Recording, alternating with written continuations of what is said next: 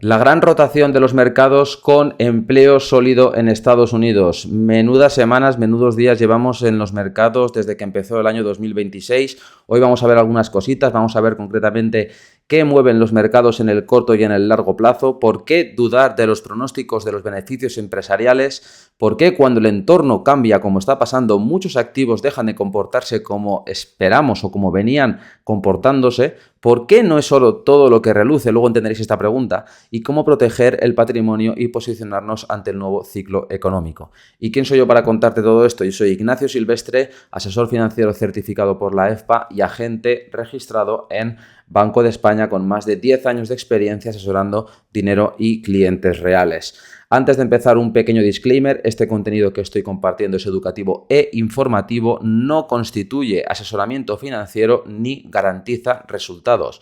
Las decisiones de inversión conllevan riesgos y deben basarse en tu situación personal y el consejo de un profesional cualificado. Si no lo has hecho ya, suscríbete al canal y dale al botón de las notificaciones para que te lleguen nuevos vídeos y contenido que voy subiendo y de esa forma apoyas también lo que estoy haciendo. Y si quieres recibir un correo diario donde condenso estos 10 años de experiencia, te puedes ir a ignaciosilvestre.com, te apuntas y vas a recibir, como digo, un mail todos los días para aprender sobre todo este tipo de temas. También tienes el link en la descripción. Así que bueno, dicho esto, vamos allá.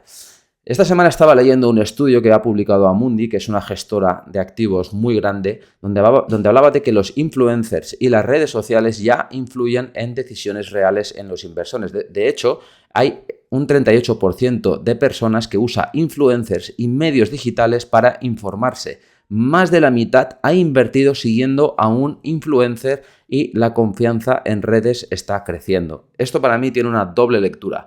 Por una parte es bueno que haya divulgación, es bueno que haya conocimiento en la red, es bueno que haya cultura financiera expuesta para que la gente mejore sus finanzas personales, pero ojo, porque no todo el mundo que divulga tiene la intención de que te vaya bien.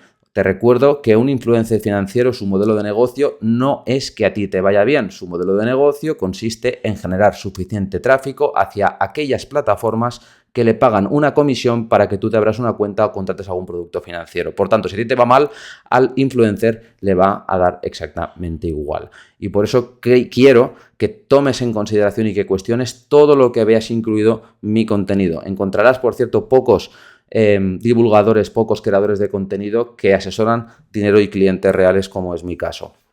Bien, me gustaría empezar con una parte un poco didáctica, ¿no? ¿Qué mueven los mercados? Bueno, los mercados se mueven por tres factores: beneficios empresariales, es decir, lo que ganan las empresas; la macroeconomía, es decir, datos de PIB, datos de empleo; y luego la geopolítica, que salga Trump y que ponga un tuit y que muevan los mercados, ¿no?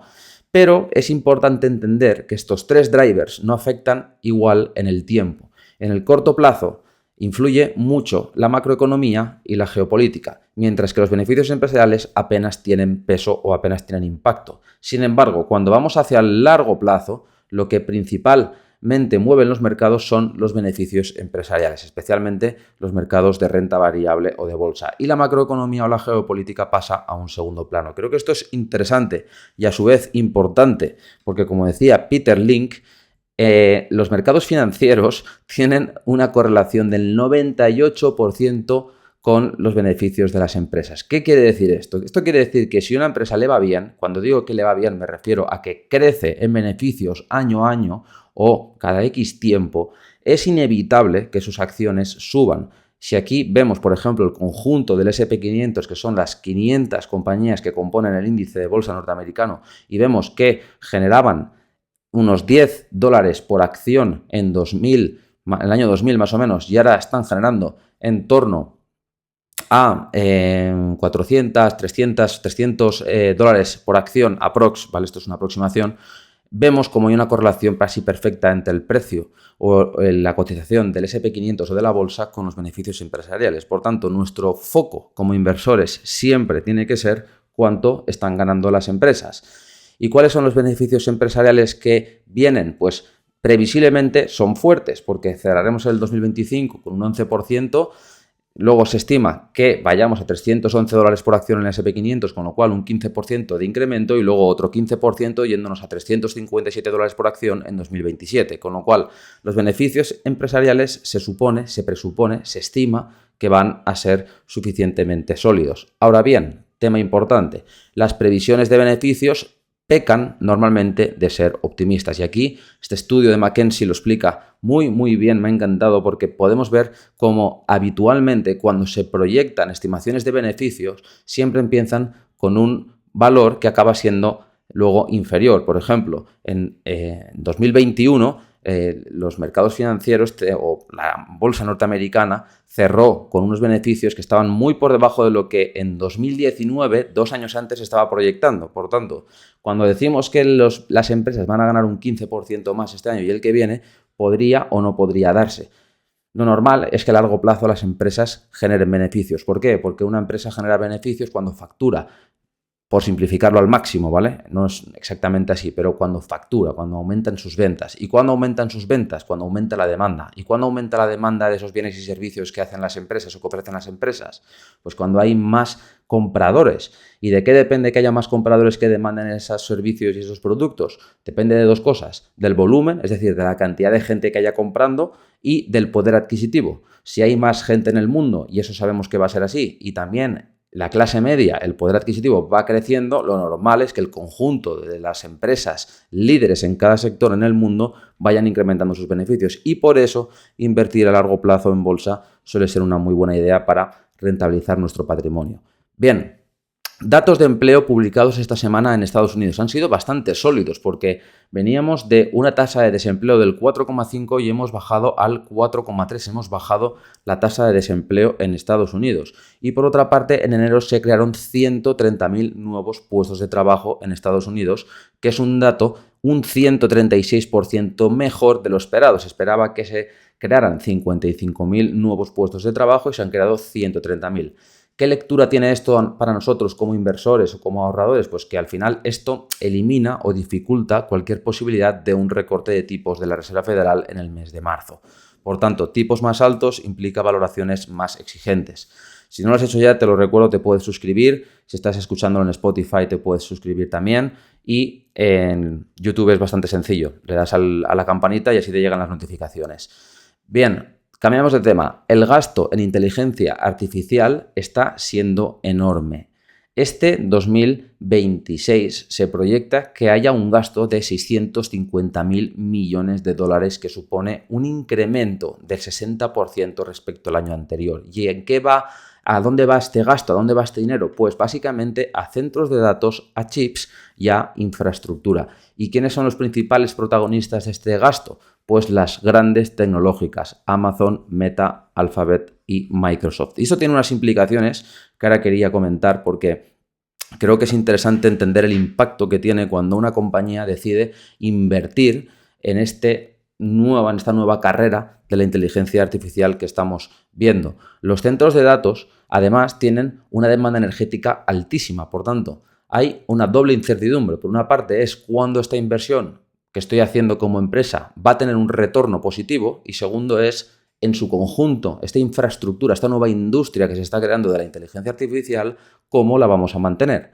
Porque la inteligencia artificial tiene una parte, digamos, física y una parte no física, ¿no? La parte física son los centros de datos, es como el esqueleto físico que aguanta todos los modelos, que es el software, ¿no?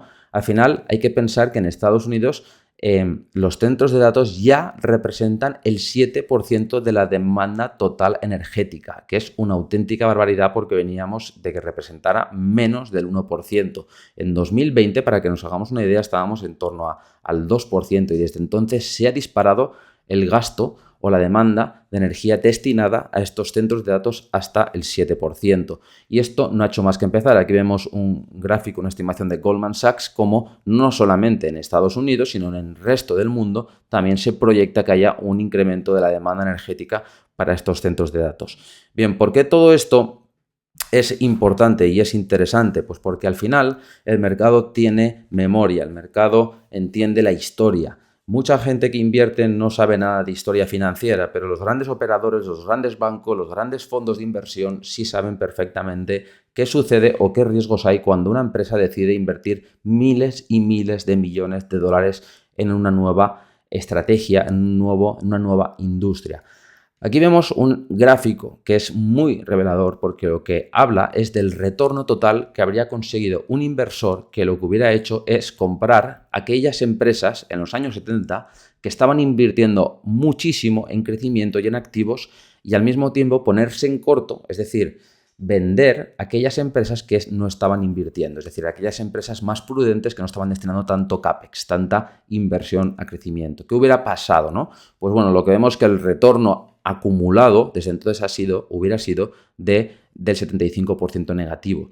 ¿Qué quiere decir esto? Esto quiere decir que invertir sistemáticamente en empresas que invierten a su vez muchísimo dinero en infraestructura o en crecimiento, como está pasando con inteligencia artificial, no siempre genera los mejores resultados bursátiles. De hecho, durante largos periodos ha sido peor que apostar por empresas más prudentes en inversión, es decir, empresas que han ido con más cautela a la hora de destinar esos recursos al crecimiento. Y esto es un hecho. Entonces, ¿qué pasa? Cuando hay una historia que te demuestra que no siempre invertir va a ir bien, hay riesgos, porque las empresas, como la que estábamos diciendo antes, las grandes tecnológicas eran empresas asset light, que significa ligera en activos, es decir, empresas que básicamente con una plantilla de personas y 4 oficinas generaban una ingente cantidad de dinero y además acumulaban caja.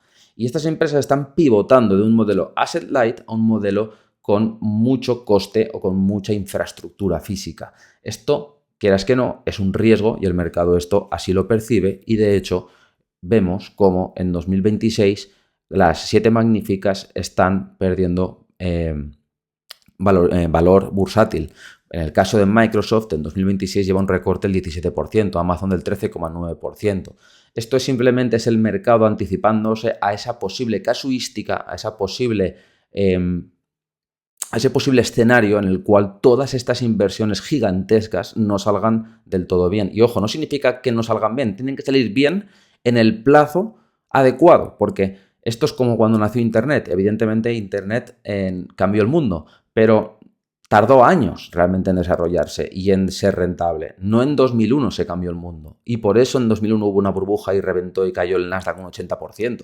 Porque el mercado estaba descontando un crecimiento muy inmediato cuando realmente el crecimiento se dilató muchos más años en el tiempo. Y esta es la gran duda que ahora mismo hay en el mercado y por eso el mercado está tan psicótico o tan loco de ir vendiendo empresas. Por ejemplo, Microsoft, que es un empresón, ha caído un 17%. O sea, es como si el mercado está diciendo, no, Microsoft en lo que llevamos del 2026 ahora vale un 17% menos. ¿Cómo es posible? No hay ninguna empresa en el mundo que en mes y medio valga un 17% menos y menos Microsoft, ¿vale? Entonces esto es un tema bastante curioso que nos hace ver cómo es el mercado de irracional a veces o de impulsivo en el corto plazo.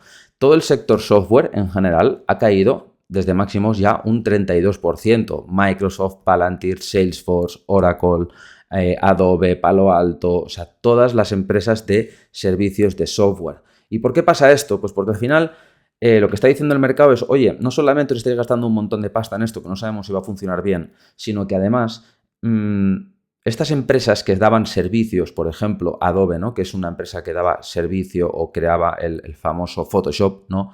Oye, ¿para qué voy a gastarme una licencia de Adobe o de Photoshop al año de $2.000? Me estoy inventando, no sé los precios, cuando ahora mismo Canva, que es una alternativa online, prácticamente me hace lo mismo.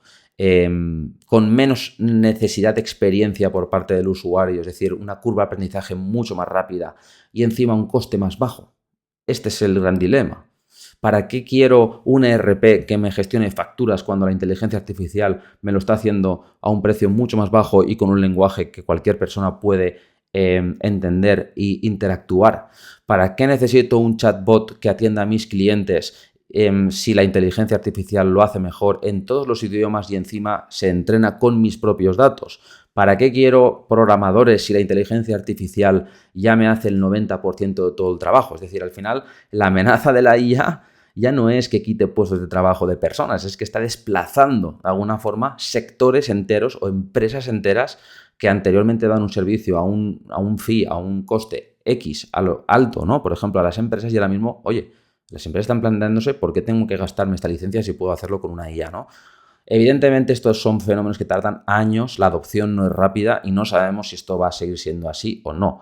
pero el mercado, como siempre, gestiona o descuenta expectativas.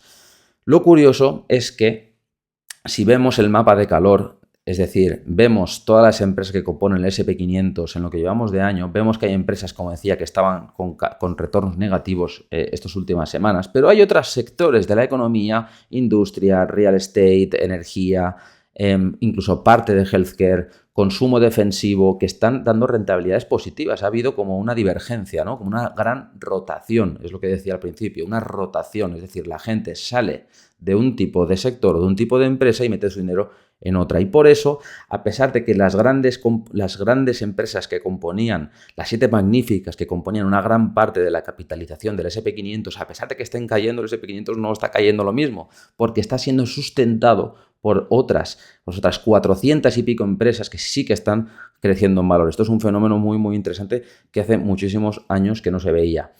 Bien, cambiando un poco de tema.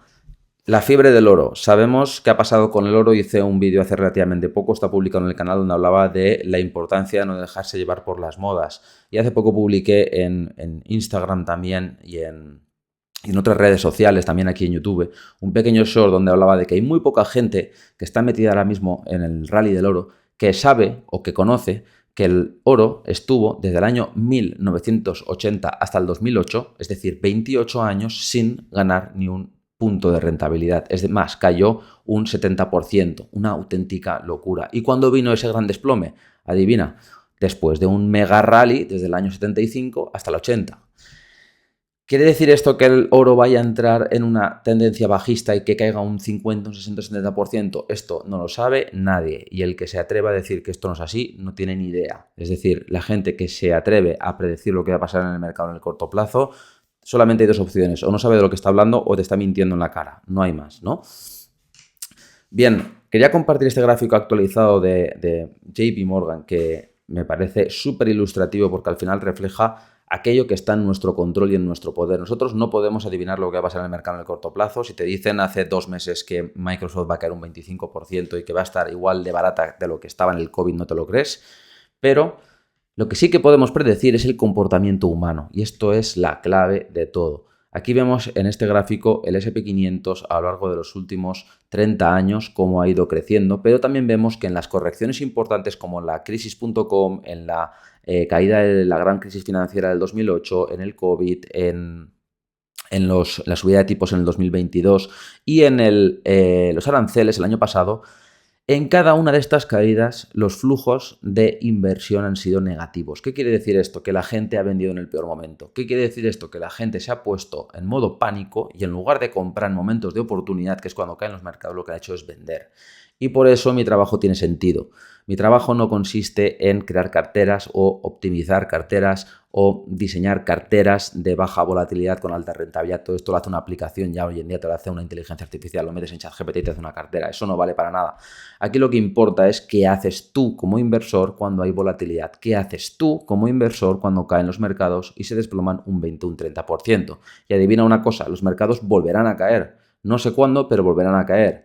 ¿Por qué volverán a caer? Porque los mercados son cíclicos y siempre han funcionado así desde hace 400 años y van a seguir funcionando así siempre, porque los mercados se componen de personas y las personas son seres humanos que tienen emociones, que se vienen arriba, que se emocionan, que se suben a la ola de cualquier cosa, al calor de rentabilidades recientes atractivas y cuando se dan cuenta de que no solo todo lo que reluce, como decía antes, empiezan a vender en cascada y entonces se producen ciclos.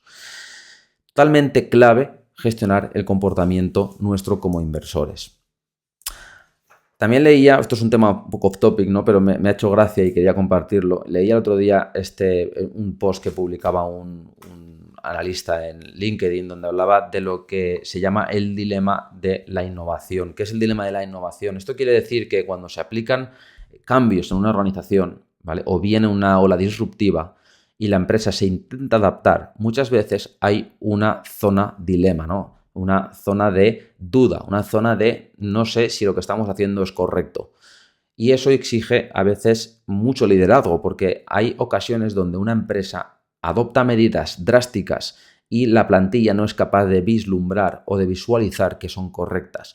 Y se siembra una duda en toda la fuerza laboral donde no se sabe si estamos yendo en la buena dirección. Y luego resulta que sí que pasa. Esto se ha visto muchísimas veces. Yo recuerdo cuando Microsoft, hoy que hablamos de Microsoft, ¿no? Adoptó el modelo de facturación por suscripción en lugar del modelo de facturación one shot, que se llama págame todo el paquete de Office 365, ¿no? Y ya lo tienes para siempre. No, cambiaron eso a págame todos los años una fee, 50, 60 dólares, y yo te doy el servicio. Y cuando no lo quieras...